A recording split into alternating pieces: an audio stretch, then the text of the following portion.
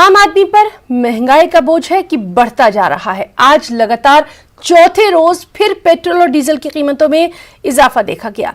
फी litre petrol की कीमत में 28 से 29 पैसे जबकि डीजल की कीमतों में 35 से 38 पैसे का इजाफा किया गया। इजाफी कीमतों के बाद अब दिल्ली में पेट्रोल 88 रुपये 14 पैसे फी लीटर, डीजल 78 रुपये 38 पैसे तक जा पहुंचा है। मुंबई में फी लीटर पेट्रोल 94 रुपये 64 पैसे और डीजल 85 रुपये 32 पैसे तक जा पहुंचा है। मध्य प्रदेश के भोपाल में पेट्रोल की कीमत 96 रुपये से पार हो गई है, डीजल 86 रुपये के पार पहुंच चुका है। नए साल की शुरुआत से अब तक पेट्रोल की कीमत में 4 रुपये 33 पैसे, डीजल की कीमत में 4 रुपये 51 पैसे फी लीटर का इजाफा किया गया है।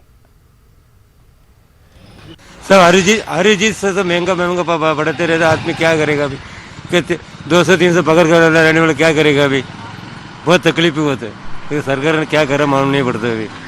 तकलीफ बोलेंगे तो अभी हम लोग का पेमेंट तो एक ही सैलरी स्लिप रहता है, एक ही पेमेंट रहता है। अगर पेमेंट हम लोग का ट्रैवल तो बहुत रहता है। अभी यहाँ से हम लोग बांडू ऐसे दूर दूर जाना पड़ता है, तो इसमें आधा पेमेंट हम लोग का चला जाता है और ऊपर से उसमें इंसेंटिव काटते कुछ नहीं मिलता हम लोग को। पेट्रोल का भाव बढ़ता है, ऐसे हम लोग सामान्य इंसान को तो तकलीफ हो रही है, क्योंकि उनका पेमेंट तो ये क्या लॉकडाउन कैसे बढ़ा ही नहीं है किसी का।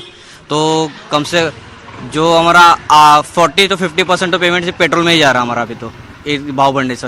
इसलिए बहुत घर चलाना मुश्किल हो रहा है, जीना मुश्किल हो रहा है।